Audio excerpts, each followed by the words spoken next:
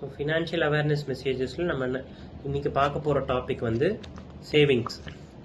So சேவிங்ஸில் என்னென்னா, savings வந்து எப்படி பார்க்கணுன்னா, நமக்கு வந்து இப்போ நமக்கு சம்பளம் வருது.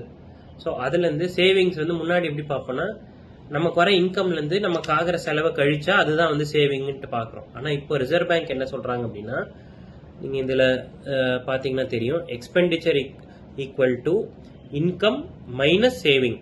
இன்கம்லேருந்து சேவிங்கை ஒதுக்கி வச்சது மீதி தான் வந்து எக்ஸ்பெண்டிச்சராக இருக்கணும் அப்படின்றது தான் வந்து இப்போ ஆர்பிஐ சொல்கிறது. இதில் முக்கியமான 3 விஷயம் இருக்குது: safety, liquidity and return. So safety, பணம் வந்து சேஃபாக இருக்கா அப்படின்ட்டு அதுக்கேற்ற மாதிரியான இன்வெஸ்ட் பண்ணணும். அண்ட் லிக்விடிட்டி, இமீடியட்டாக பணம் கிடைக்கிற மாதிரியான விஷயத்துலையும் போடணும்.